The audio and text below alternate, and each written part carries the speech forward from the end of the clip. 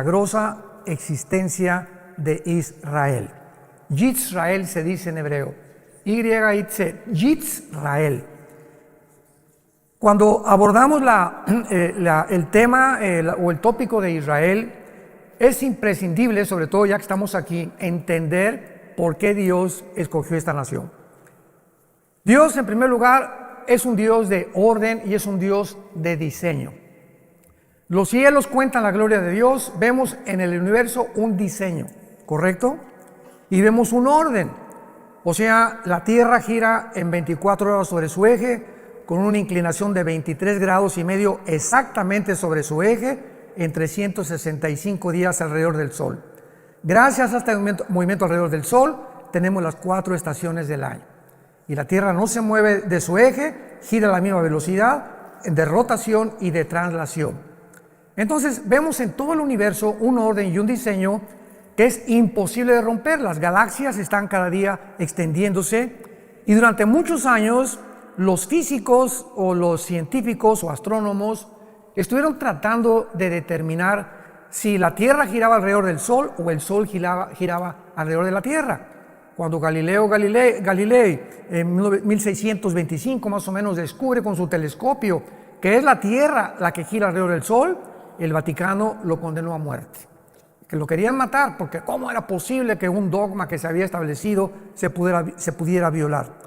Y después pasaron diferentes posiciones y una de ellas fue algo que se acaba de descubrir, que realmente si la Tierra o la materia era eterna o fue creada.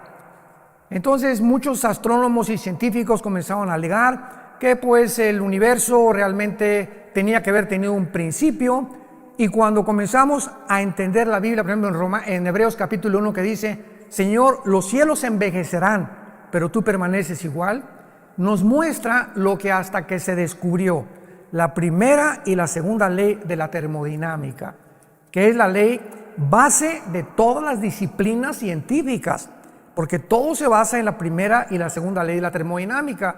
La segunda ley dice que todo se oxida, que todo se echa a perder, así que la misma física estaba estableciendo que realmente la Tierra tuvo un principio y tendrá un final, que es lo que establece la segunda ley de la termodinámica. Tal como la Biblia se adelantó a la física, como se ha adelantado a la genética, a la paleontología, a la antropología, a la astrología, a la antropología, etcétera, etcétera, y a todas las demás disciplinas académicas. La Biblia es maravillosa.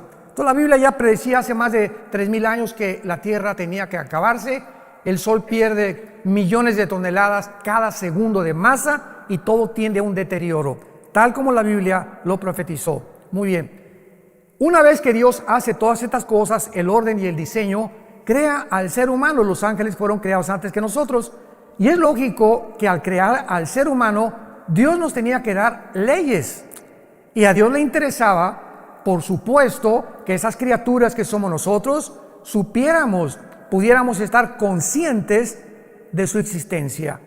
Los animales, los changos, los cocodrilos, los conejos, las tortugas, los insectos, las aves, no tienen conciencia de Dios. Y esta es la más grande diferencia. Si alguna persona me dice, ¿cuál es la diferencia entre nosotros? Como una vez a mi esposa y a mí nos dijo el pediatra de nuestros hijos cuando eran chiquitos, acostamos a Caleb un día y lo tenía examinando el pediatra y nos dice, miren el hoyito que tiene aquí en el coxis, es donde teníamos la cola.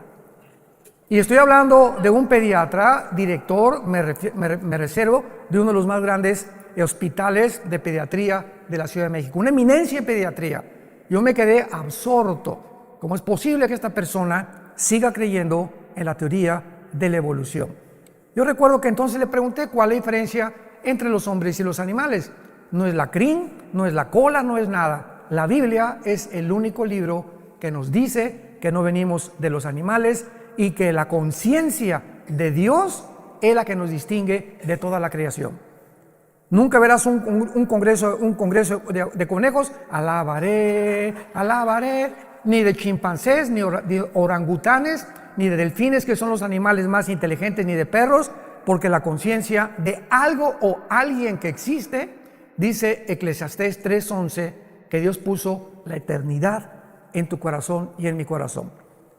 No ha existido una sola tribu, una sola civilización, jamás en la historia que no haya adorado a algo o a alguien.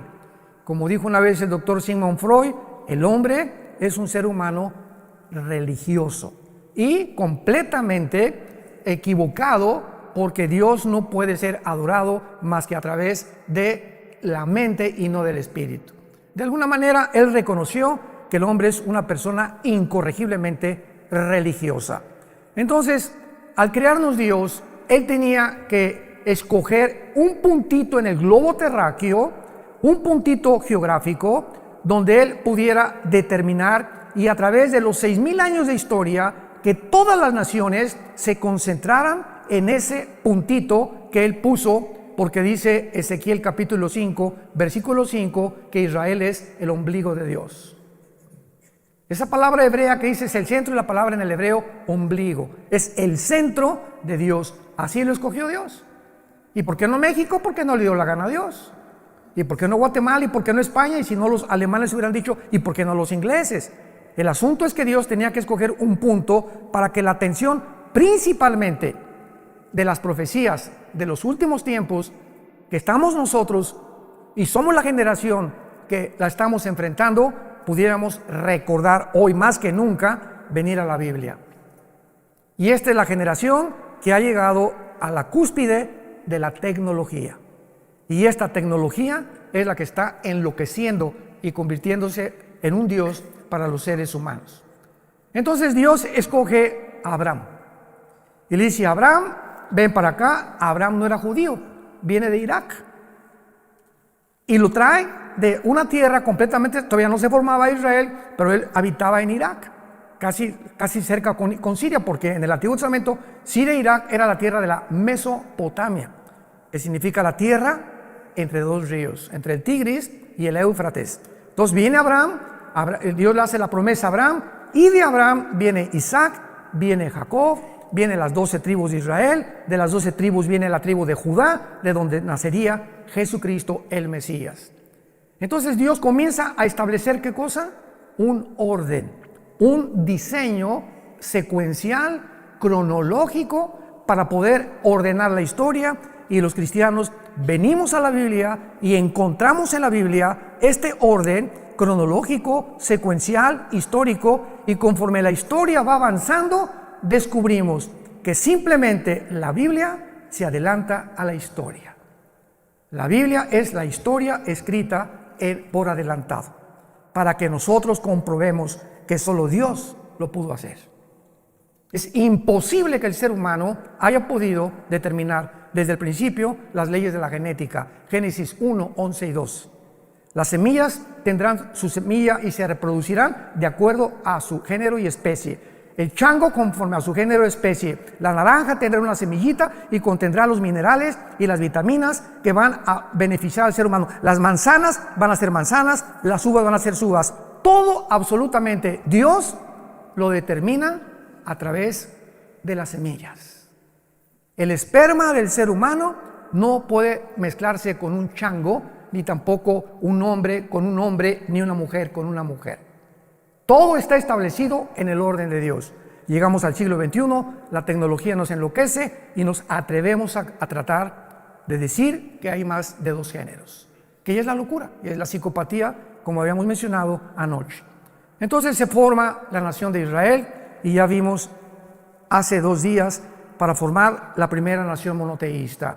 Todas las tribus que habían alrededor de Israel eran paganas, idólatras, llenas de ocultismo, adoraban a Satanás o a Baal sin que ellos supieran, a Astoret, a Astaratis y a todos estos ídolos que dice la Biblia, detrás de ellos se encontraban demonios.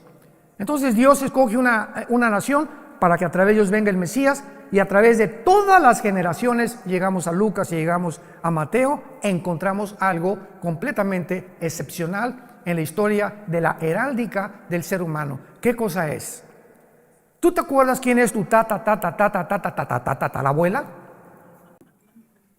Ahora saben lo que acaban de descubrir dentro de la genética, que genéticamente tú puedes decir, bueno, pues porque mi esposo y yo no hicimos un examen que mandamos salir o no sé qué cosa, y nos dijeron que teníamos mezcla de qué y de qué nacionalidad.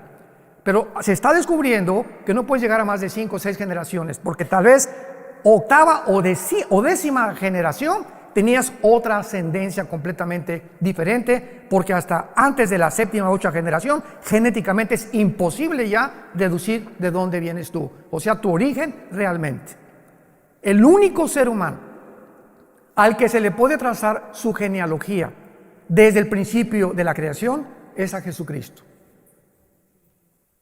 Que está la generación desde Abraham, para darnos cuenta en Lucas y en Mateo, hijo de tal, hijo de tal, hijo de tal, y termina María y termina siendo la madre del Mesías. Entonces, cuando Jesús apareciera, él tenía que tener credenciales y él tenía que demostrar al mundo que él era el Mesías. Y cualquier persona que quisiera investigar, historiador o geólogo o antropólogo, la historia y la ascendencia de Jesucristo, la podía encontrar. Es la única persona que se le puede trazar la genealogía desde Abraham. Y lo hizo Dios a propósito para que entendiéramos que a través de esa nación que es Israel, era el único pueblo monoteísta. Y por eso hizo que expulsaran a todos los cananeos, porque se mezcló la genética de los ángeles. Quisieron pervertir la genética en el capítulo 6 del Génesis, produjeron una raza híbrida. Fue el primer intento de Satanás de mezclar el esperma con otro esperma, una semilla con otra semilla, prohibido por las leyes de la genética de Dios. Tú no puedes mezclar un caballo con una burra porque nace una mula y la mula es híbrida. Ya no se puede reproducir porque violó las leyes de la genética de Dios, que hasta 1954 se descubrieron. Hasta 1954. Por el doctor Crick y Watson, premios Nobel de Medicina. Muy bien. En segundo lugar, lo vimos también, pues Dios es el legislador de la moral. ¿Quién puede decir que es bueno o que es malo, menos en el tiempo que hemos llegado? Precisamente por ignorar las leyes de la Biblia, se inventan más géneros. Y nada más hay 2 géneros. Y ya cerrando la Biblia, la biología nos dice que somos macho y hembra, varón y hembra, por el cromosoma Y y por el cromosoma 2X de las mujeres. Y el momento que el esperma de mi papá fertilizó el óvulo de mamá, en el momento de la fertilización, los 23 cromosomas de mi padre y los 23 cromosomas de mi madre forman un cigote de 46 cromosomas, y en ese momento de la fertilización somos hombre o mujer. Desde la fertilización está determinado el sexo que tú y yo íbamos a hacer. Esto es impresionante. Y ya esta información del cigote, ¿verdad? Ya dice, tú vas a ser hígado, tu páncreas, tu sistema nervioso, tu corazón, tu piel. Imaginémonos el mecanismo y la inteligencia que existe dentro de una célula. Y tenemos billones de células, todos los seres humanos, conteniendo una información inteligente. Si yo voy en la playa y me encuentro un papel que dice, Chencho, te quiero, te callites y no me recogites. Bueno, este papel no lo escribieron los caracoles, ni los delfines, ni los changos, porque hay una comunicación inteligente, llámale como le quieras llamar. Pero aquí Chencho le está diciendo a su chencha que por qué se cayó, etcétera, etcétera. Esto no fue creado por las arenas de la playa. Entonces inmediatamente deduzco que esto lo escribió un ser humano. Y cuando te metes al microscopio electrónico y descubres que en cada célula de las billones que tenemos, existe un código genético con información, por el amor de Dios. José María y el burrito que los acompaña, como decimos. Aquí tiene que haber alguien que pudo en el input, o sea, poner dentro de las células una información. Y esa información inteligente no fue accidental, ni se formó de la noche a la mañana. Tiene que haber alguien detrás de eso. Dios entonces nos da las leyes morales. Amarás a tu mujer, no robarás, no fornicarás, no desearás lo que tu prójimo tiene, me amarás con todo mi corazón, etcétera, etcétera, los 10 mandamientos. Ahí están mis leyes morales, representan mi santidad. Yo soy un Dios santo. Si tú respetas mis mandamientos, te voy a bendecir. Y te irá bien en la vida, en todo lo que hagas. Si yo les dijera ahorita a todos ustedes, ¿quién quiere ser feliz? Solamente un loco diría, no, yo no quiero ser feliz. ¿Quién quiere tener paz? ¿Quién quiere que le vaya bien en la vida? Todo el mundo levantaría su mano. La segunda pregunta que te haría sería, ¿Quieres pagar el precio? ¿Cuál es? Ser santo en toda tu manera de vivir. Y cuando hablo de la santidad, hablo del corazón, no de la boca para afuera. Porque Dios conoce las intenciones, lo que pensamos y los deseos que tenemos en el alma. Así que cuando nosotros comenzamos a entender qué es el temor de Dios es la conciencia que Dios las 24 horas del día me observa. Sus párpados ven, sus ojos examinan a los hijos de los hombres. Él sabe lo que tú estás pensando ahorita, con qué soñaste, con qué te levantaste, cuando vas en tu carro, todo absolutamente Dios toma nota. Y conforme pasan 3 semanas, Pancho Pantera, yo tenía un plan para él y quería que subiera al siguiente escalón de mi conocimiento. Pancho Pantera se va a tener que esperar 3 meses porque lo tengo que traer primero a hacerlo entender que si sigue en desobediencia va a seguir retrasando su desarrollo espiritual y las bendiciones que tengo para él. El pueblo judío, ¿cuántos esperó? 40 años en el desierto. 40, porque no entendieron. Geométricamente, una línea recta es un punto que te llega a otro y continúa. Un círculo en la geometría es un punto que parte y regresa al mismo lugar. ¿Qué hicieron los judíos 40 años en el desierto? Círculos. Salían y regresaban y nunca avanzaron. Siempre regresaban a lo mismo y a lo mismo, pues se quedaron muertos en el desierto. Y dice 1 Corintios 10, estas cosas sucedieron para nosotros, para que aprendamos que Dios exige, demanda la santidad y que seamos entendidos de cuál sea su voluntad.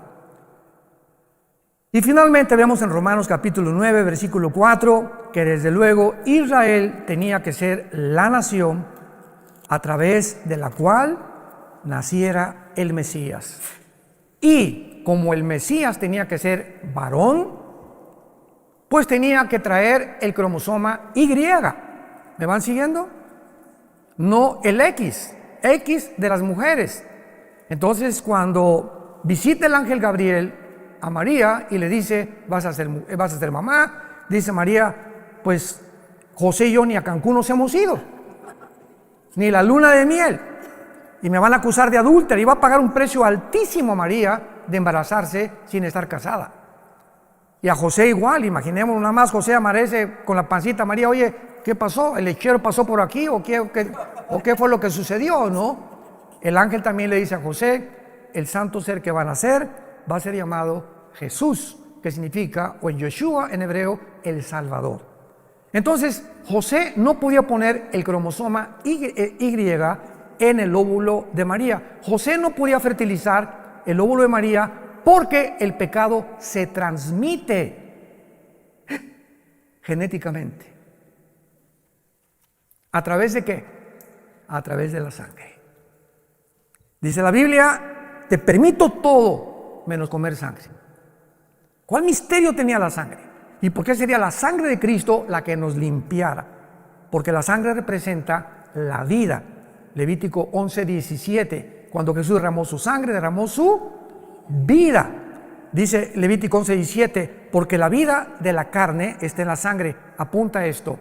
La palabra vida en Levítico 11:17, si no me equivoco, es la palabra nepej, que se escribe nepesh en el hebreo, que es la traducción que se usa para designar el alma humana. El alma se encuentra en la sangre. El espíritu lo da Dios en el momento del nacimiento, pero el alma se transmite de generación en generación.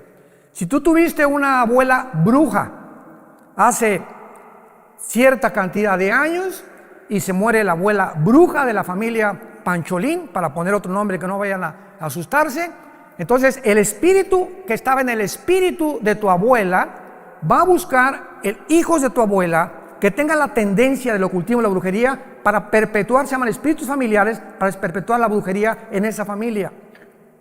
Y en esa familia puede haber personas que comiencen a tener disque fenómenos telepáticos o presencias extrañas en su vida, o que lean las cartas, o como un judío hace algunos años que fue a México, que doblaba a distancia cucharitas y hacía que se detuviera el reloj, supuestamente con poderes que no existen más que a través de demonios en la mente humana, haciéndonos creer que somos superhombres y que somos diferentes a los demás seres humanos. Entonces, cuando estudiamos profundamente la Biblia, podemos entender tantas cosas que suceden a nuestro alrededor. Ahora, muy bien, el milagro más grande por lo cual nació Israel en el 48, porque recordamos que en el Antiguo Testamento Dios le dijo a Israel: adiós, no me van a volver a ver hasta que yo regrese. Y entre mi ida, cuando ascienda al cielo, Oseas 5 y Oseas 6 del 1 al 2, me voy a ir y van a pasar 2 días, que son 2000 años, cuando ustedes, le está hablando a los judíos, me digan Baruch Hashem Adonai Elohim, bendito el que viene en el nombre del Señor. Van a pasar 2000 años, desde que yo me vaya hasta que yo regrese. Entonces, en este periodo de 2000 años, Dios forma otra entidad, que son la que la mayor parte de los judíos no entienden. También muchos guías que tenemos no entienden esto todavía. Ayer me preguntaron: oye, pero ¿por qué si Jesús es judío, no siguen ustedes las fiestas judías? ¿Por qué no hacen por qué no adoran el sábado? ¿Por qué? Porque la iglesia no es Israel. La iglesia es otra entidad que no existía en el Antiguo Testamento. En el Antiguo Testamento el Espíritu Santo al Kodosh bajaba sobre Sansón y le daba fuerzas a Sansón. El Espíritu Santo se iba y Sansón era como cualquier hombre normal. Venía sobre David el Espíritu Santo y escribió el Salmo 22. Dios mío, ¿por qué me has desamparado? Jugaron sobre mis ropas fuertes, mi corazón fue como la cera. Estaba David escribiendo la crucifixión 1000 años antes de que Cristo naciera. Casi 3000 años antes de que Cristo naciera, por la inspiración del Espíritu Santo. Isaías 53. He dado mis manos y mis pies, sobre mi ropa echaron suertes, etcétera, etcétera. Isaías estaba escribiendo 700 años antes de la crucifixión de Jesucristo. Viene la iglesia, que no es Israel, y entonces el Espíritu Santo baja de manera diferente a como operó en la administración, en la economía, o se conoce como la dispensación de la ley. Y ahora el Espíritu Santo baja sobre la nueva entidad que se llama la iglesia. La palabra iglesia viene del griego, de una raíz y de una palabra, si lo quieres apuntar: ek, que es un prefijo que significa fuera, iglesia, que se llama llamados. Entonces, eklesia significa los llamados fuera, porque somos llamados fuera espiritualmente del mundo. Entonces el Espíritu Santo viene sobre nosotros, entra sobre nosotros y nos sella. 1 Corintios 6, ¿qué no sabéis que el Espíritu Santo mora en vosotros y que ya no sois vuestros hasta el día de la resurrección? Cuando tú mueras y cuando yo muera, el Espíritu Santo ya no lo necesitamos. Nos vamos a la presencia de Jesucristo. Hasta ese momento, el Espíritu Santo nunca nos va a abandonar. Esto no sucedió en el Antiguo Testamento. La iglesia ahora es el cuerpo de Cristo. En el Antiguo Testamento no existía el cuerpo de Cristo. Los israelitas no eran el cuerpo de Cristo, lo somos nosotros. Y cuando venga el rapto, solamente los que están en Cristo, en el cuerpo de Cristo, o sea, desde Pentecostés hasta el día del rapto, nos vamos con el Señor. Los judíos resucitarán al final de los 7 años de la tribulación, en la segunda venida de Cristo. Daniel 12, 1 y 2. Pero Dios tenía que preparar y avisarnos que ya venía, antes que los judíos. Y se los voy a explicar. Cuando Jesús vino, preparó el Bautista su venida a través de los bautizos. Y comenzó el Bautista a gritar: arrepiéntanse y hagan frutos de arrepentimiento, porque viene alguien que no soy digno de desatar sus zapatos. Juan el Bautista era primo hermano de Jesús. Y Juan el Bautista nació 6 meses exactamente antes que su primo hermano, que Jesucristo. Isabel era parienta de María. Entonces, cuando aparece Jesucristo en el río Jordán, mañana está en el río Jordán, Juan el Bautista estaba bautizándolos para arrepentimiento de pecados, preparando el camino, porque habían pasado 400 años sin palabra de Dios. De Malaquías hasta el Bautista, Dios no le había vuelto a hablar a Israel.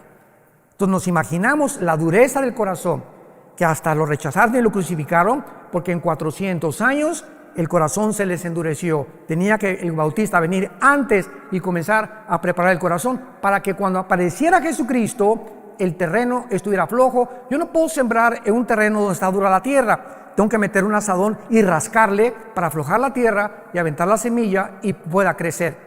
Los corazones tenían que ser rasgados por la predicación tan fuerte del Bautista, generación de víboras, y ustedes hagan frutos de arrepentimiento, y a los soldados no hurten y respeten al prójimo, etcétera, etcétera. Y se juntó toda la gente sintiendo en el espíritu que verdaderamente el Mesías estaba cerca de su venida. Entra Jesucristo y dice Juan el Bautista: ese es el Cordero de Dios. ¿Por qué dijo el Cordero de Dios? Porque el Cordero era lo que todos los judíos sacrificaron en el día de la Pascua, desde Éxodo capítulo 2. Entonces, Dios tenía que preparar a Israel, y si Dios iba a regresar con Israel, en el 48 vino la resurrección nacional. Veamos ahora rápidamente la preparación de Dios para que en el 48 no surgió accidentalmente una nación formada en un día, el 14 de mayo. Veamos cómo desde el siglo desde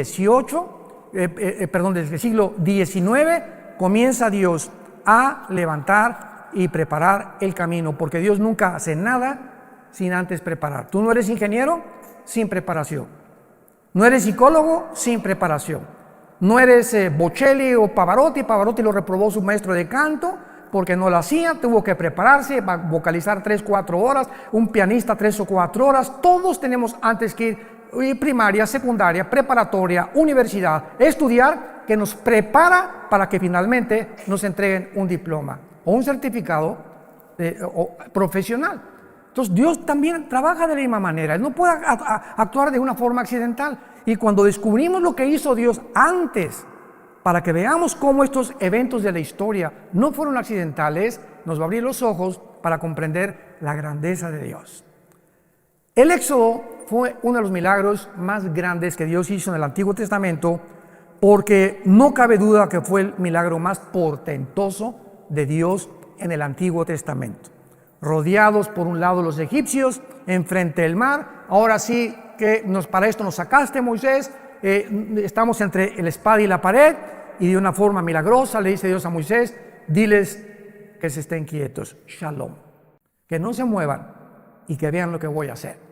Y de repente Dios abre el mar y entra todo Israel, atraviesa el Mar Rojo, viene el faraón con los egipcios, y al meterse al Mar Rojo hunde sus carrozas y mata a todo el ejército del faraón. Este milagro debía haber quedado impregnado en las mentes de las futuras generaciones de los judíos. Y los judíos tenían la obligación de enseñarles a sus hijos, a sus nietos, etcétera, etcétera, acerca de este milagro, porque les serviría para recordar que Jehová pudo librarlos ¿de qué? De la esclavitud de Egipto. Hijito, ¿sabes por qué somos libres? Porque hace tantos años Dios hizo un milagro impresionante. ¿Qué, abuelito? Abrió el mar, de veras, sí, lo abrió de lado a lado, y nuestros padres lo atravesaron. Sin embargo, se había profetizado que este milagro no iba a compararse con un milagro muchísimo más grande que la apertura del Mar Rojo. Veamos esto en Jeremías capítulo 23, versículos del 7 al 8. Porque para que Israel volviera a nacer, Dios tendría que seguir realizando muchos más milagros que nada más dividir el Mar Rojo. Y veamos algunos de estos milagros que Dios hizo para que Israel sobreviviera en nuestros días y la forma como Dios trabaja en la historia humana. Jeremías 23 del 7 al 8. Escuchen con mucha atención. Por tanto, dice el profeta Jeremías: vienen días, dice Jehová, en que no dirán más. Ya no van a acordarse de qué cosa. Vive Jehová que hizo subir a los hijos de Israel de la tierra de Egipto. Vendría un tiempo, dice Dios, en que ya no van a mencionar el Mar Rojo como el más grande milagro que yo realicé, sino vive Jehová que hizo subir y trajo la descendencia de la casa de Israel de tierra del norte y de todas las tierras donde yo los había echado, y habitarán en su tierra. Dios profetiza que habría un milagro, el más grande que se presenció en el siglo XX, cuando Israel, después de casi 1900 de exilio en la diáspora, regresaran a su tierra. Y Dios considera el 14 de mayo de 1948 lo siguiente para nosotros, la iglesia. Pasaron casi 2000 años. En 1800 vino la época de las misiones, el evangelismo. 1920, D.L. Moody, Billy Graham, otros predicadores, millones de personas fueron salvadas y la iglesia iba caminando. Sí, ganamos a miles de personas, millones de personas caminando en el mundo. Israel ya, olvídate, la iglesia tomó el lugar de Israel. Se llama la teología del reemplazo, que es una herejía, y comenzó a predicarse en las iglesias cristianas que ya Dios se había olvidado de Israel, que la iglesia tomaba el lugar de Israel y que Dios ya no tomaba en cuenta a Israel. Y de repente, ¡boom!, volteamos los ojos. Regresaron a su tierra. ¿Cómo? Sí. ¿Qué significa esto? Que Dios no se ha olvidado de Israel. Y que si está cumpliendo con aquel pueblo apóstata que lo abandonó, que lo crucificó, y regresa a Dios a decirnos: no he acabado con ustedes, a ellos los comienza a sacudir también. Y la iglesia, para que abramos los ojos desde el 48 y sepamos que ha comenzado la cuenta regresiva de nosotros. Las profecías de los últimos tiempos no podían cumplirse si Israel no regresara. Si Israel no regresaba, ¿quién iba a construir el templo? La Biblia menciona que va a haber una reconstrucción del tercer templo de los judíos. Si Israel no regresaba, ¿a quién va a perseguir el anticristo? Si Israel no regresaba, ¿cómo podían cumplirse todas las profecías que Dios le hizo a Abraham, Isaac y Jacob, Jeremías, Malaquías, Zacarías, etcétera, etcétera? Entonces era necesario que Israel regresara a su tierra para que comenzaran a cumplirse las profecías de los últimos tiempos. Charit en el hebreo, los finales días o los finales tiempos. Y todo el libro de Daniel, capítulo 2, capítulo 5, capítulo 7, capítulo 8, capítulo 10, 11 y 12 de Daniel, todas las menciones que se hacen de las profecías de Daniel y las visiones de Daniel, todas se relacionan con el final de Israel en los últimos tiempos, y la señal más grande es cuando regresaron en el 48.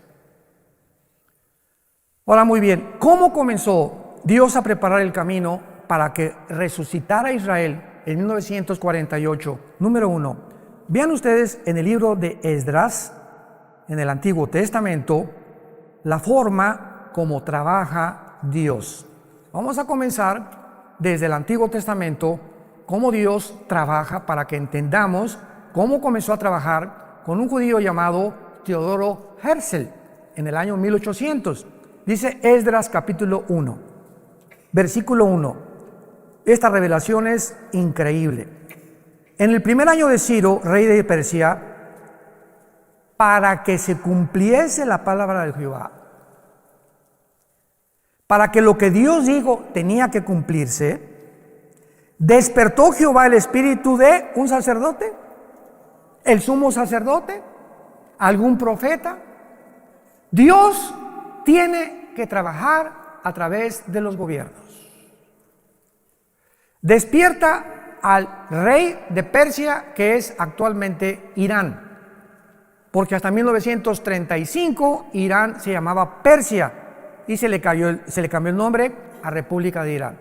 1979, República Islámica de Irán, cuando sacaron al Shah, y entonces se establece el Islam en Irán como la religión, porque ellos son persas, no son realmente musulmanes ni árabes tampoco. Entonces Dios despierta a un rey, y este rey, ¿para qué lo despertó Jehová el Espíritu de Dios? Escuchen, hermanos, Dios tiene el poder también de obrar en las personas que no son cristianas, porque en Isaías se le llama a Ciro el siervo de Jehová. Y muchas veces Dios trabaja en personas, en personajes, principalmente en gobernantes, para cumplir sus propósitos. Versículo 5. Entonces se levantaron los jefes, ya vemos aquí al pueblo de Israel, se levantaron los jefes de las casas paternas de Judá y de Benjamín, y los sacerdotes y levitas, todos aquellos cuyo espíritu despertó Dios. Subrayen eso los que trajeron sus Biblias. Cuyo espíritu despertó Dios para subir a edificar la casa de Jehová, la cual está en Jerusalén.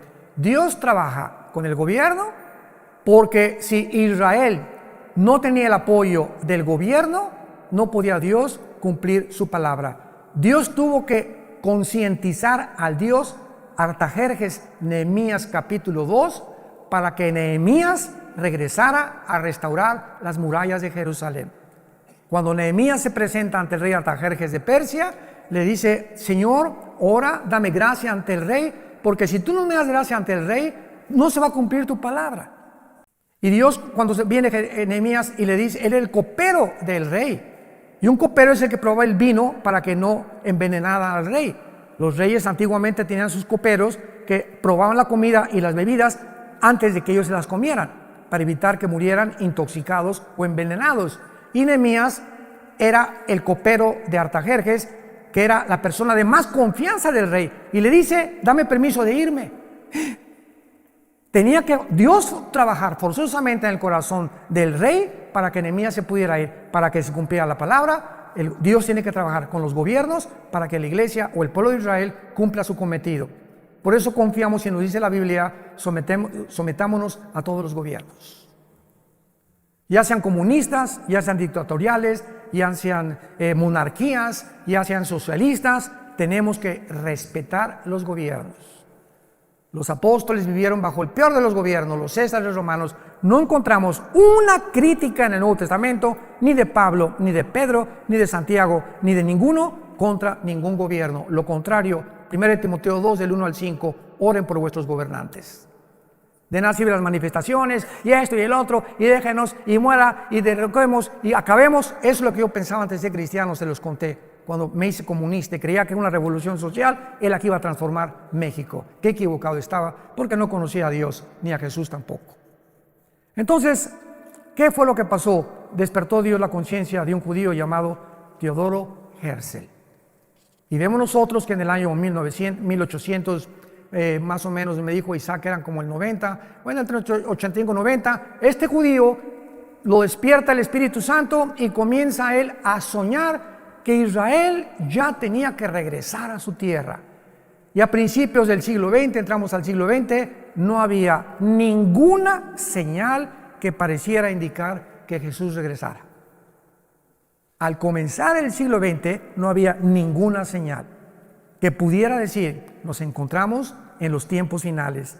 La primera en aparecer fue la declaración de Balfour, o de Balfour, decretada el día 2 de noviembre de 1917 por Balfour en Inglaterra, donde él apela a la Liga de Naciones para que ya Israel se le considere que regrese a su tierra. Pero había un problema. ¿Cuál es el problema para que regresara Israel a su tierra? Pues que el Imperio Otomano Turco durante 500 años aproximadamente gobernó el Medio Oriente. Pero tuvo que venir la Primera Guerra Mundial, otra preparación de Dios, que usó la Primera Guerra Mundial Dios para que comenzara realmente a despertar el interés en las naciones, que los judíos tenían una nación y que se les tenía que regresar. En 1917 Palestina incluía al Israel moderno y a Jordania, pero en 1923 el general Allenby, inglés, entra a Egipto y derrota al Imperio Otomano. Entonces, de 1923 a 1900 aproximadamente 48, los ingleses dominaban el Medio Oriente, junto con los franceses. Y cuando llega el holocausto de los nazis, ¿qué hizo Satanás? Se acercan las profecías, porque aunque no las conoce todas, él sabe que le queda poco tiempo, dice Apocalipsis. Entonces, al ver todas estas cosas y estos puntos que Satanás, con muchísima más sabiduría que nosotros, hasta ahorita lo podemos comprender nosotros, se da cuenta que Israel está cerca de poder regresar a su tierra. Y si regresaba a su tierra, estaba marcado ya el destino de Satanás y sus ángeles caídos. ¿Y qué hace Satanás? Levanta a Adolfo Hitler. Vean ustedes, los que son historiadores y a los que les interesa la naturaleza humana, o psicólogos o psiquiatras o como les quieras llamar. No existe ningún psicólogo, ningún psiquiatra, ningún historiador que pueda decirnos y contestar esta pregunta. Síganme con cuidado. ¿Por qué Adolfo Hitler, teniendo a Stalin de amigo, un país comunista, teniendo a Mussolini y teniendo a Japón de amigos, Adolfo Hitler, y teniendo enemigos a Inglaterra, a Rusia, a Canadá y Estados Unidos, ¿por qué Adolfo Hitler? Vean qué locura. ¿Cómo es posible que sus más grandes enemigos eran Rusia, era Inglaterra, Canadá, Estados Unidos? ¿Por qué se concentra de repente en un grupito de personas étnicas llamados judíos? No tienen tierra, no tienen armas, no tienen ninguna oportunidad de sobrevivir. ¿Por qué se concentra en ellos con tanto odio? Esto nos demuestra una vez más el plan perfecto de Dios. ¿Qué hizo que Hitler le llamara la solución final? ¿Por qué torturarlos en Auschwitz y en campos de concentración a más de 6 millones? Obsesionado. Tengo que acabar con estos que se llaman judíos. ¿Quién produjo este odio jarocho en Adolfo Hitler? Claro que Satanás. Así es. ¿Y por qué Satanás produjo esto?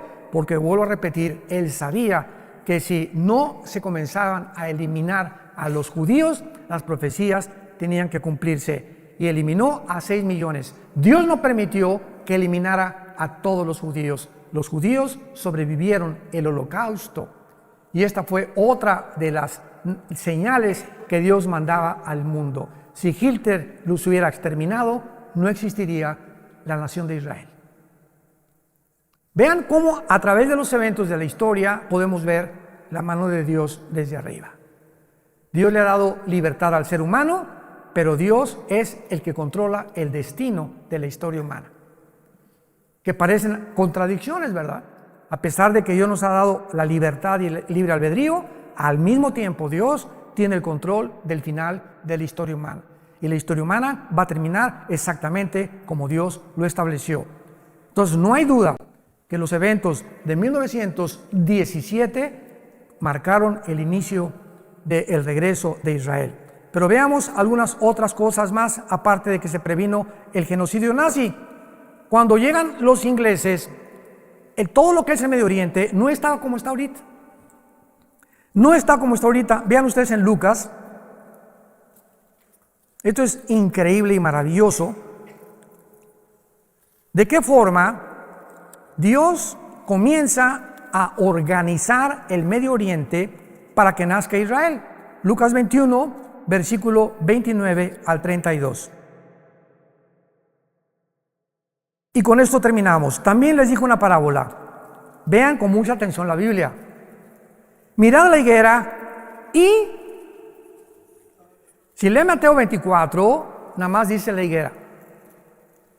Pero Lucas agrega y los árboles. Y hemos hablado y nos hemos desgastado en demostrar que la higuera es Israel. Porque el día anterior Jesús maldice una higuera. Y dice, no volverás a tener fruto. Está maldiciendo simbólicamente a la nación de Israel. Entonces, si la higuera representa un árbol, ¿qué representan todos los árboles? Pero aquí el Espíritu Santo nos fija nuestra atención en no solamente ver la higuera, sino que dice, y todos los árboles. Cuando ya brotan, viéndolo, saben por sí mismos que el verano está cerca. Así también ustedes, cuando vean estas cosas, sepan que el reino está cerca. De cierto les digo, no pasará esta generación hasta que todo esto acontezca. Los ingleses y los franceses, se formó el Medio Oriente todo junto con Israel en menos de 15, 20 años, tal como lo conocemos actualmente para que naciera Israel. Escuchen esto ustedes, Afganistán se forma en 1919, Egipto 1922, Arabia Saudita 1932, Persia o Irán 1935, el Líbano 1943, Siria y Jordania 1946, Israel 1948. En menos de 30 años, en el siglo XX, se independizan y se forman las naciones que forman actualmente el Medio Oriente y que tenían que existir para que Israel resurgiera y renaciera y resucitara, y estas naciones alrededor se convertirían en sus más acérrimos enemigos. Formaba parte del plan de Dios, porque en el 48 vienen las naciones árabes a atacarlos, los judíos nombran a David Ben Gurión presidente de Israel, Estado soberano libre, y al otro día, el 15 de mayo, a las 6 de la mañana, los atacan los árabes, aún con el permiso de la Liga de las Naciones, que no eran las Naciones Unidas. 1956 viene otra guerra, el 67, vamos a hablar de ello, es la guerra más milagrosa de la historia, de acuerdo al general Schwarzkopf, que fue el presidente de la cadeta de militares West Point y que fue el general de la guerra del Golfo Pérsico, que dirigió todos los ejércitos, 29 ejércitos contra Saddam Hussein para sacarlo de Kuwait. El general Schwarzkopf dice en su libro, en sus memorias: en la historia de la milicia y de las guerras nunca ha habido una guerra tan milagrosa como la guerra de 1967, la guerra de los 6 días.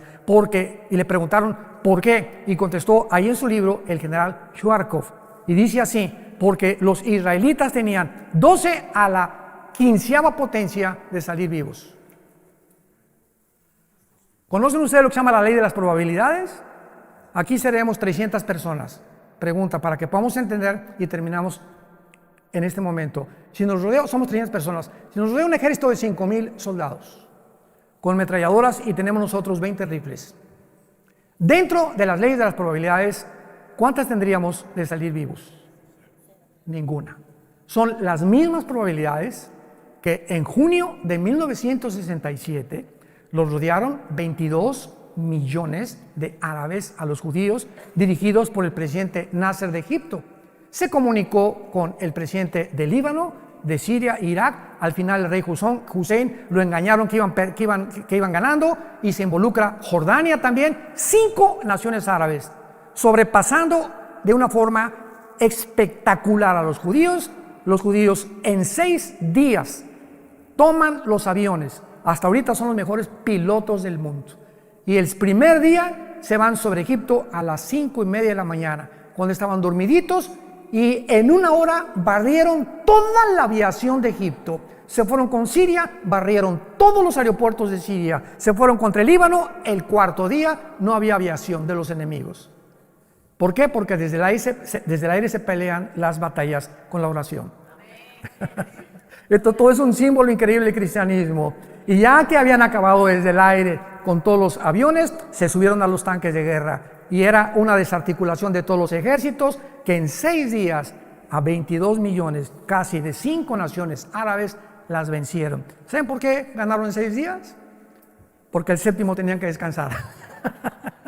Hasta con eso, ¿no? Esto es increíble. Cuando uno se traslada y uno comienza a ver, como ahorita estamos en Israel y vemos todas las maravillas y no comprendemos su historia, no nos podemos maravillar tanto como en estas noches. Mañana nos vamos a maravillar más, porque estamos descubriendo que Dios demuestra a través de la nación que Él existe.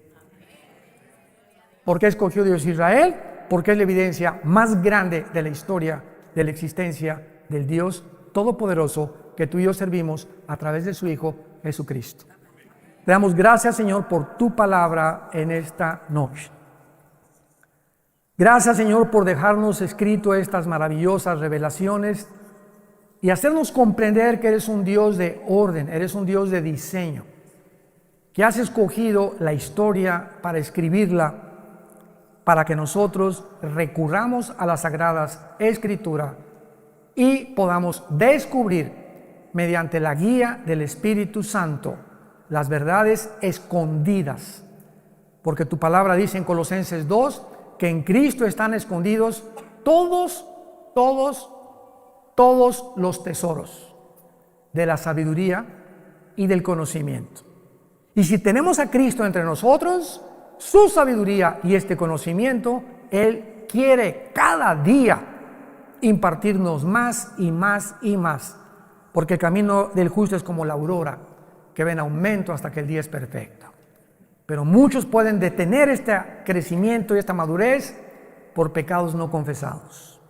Por creer que el mundo nos puede ofrecer cosas más bellas y con mejores valores que la palabra de Dios. Como dice Salomón en el capítulo 3 de Proverbios, adquieran sabiduría e inteligencia porque vale más que los diamantes, que las joyas, que las perlas, porque los diamantes compran realmente las cosas materiales, pero la sabiduría te hace vivir en bienestar con tu esposa, con tus hijos, y la sabiduría te va a enseñar a qué cosas en la vida debes dedicar tu existencia. Gracias, Padre, por tu palabra y por la sabiduría dentro de nosotros, inexplotada, que todavía permanece. Jesús esperando revelarnos a través de nuestra consagración cada día más y más para su gloria eterna. En el nombre de Jesús. Amén.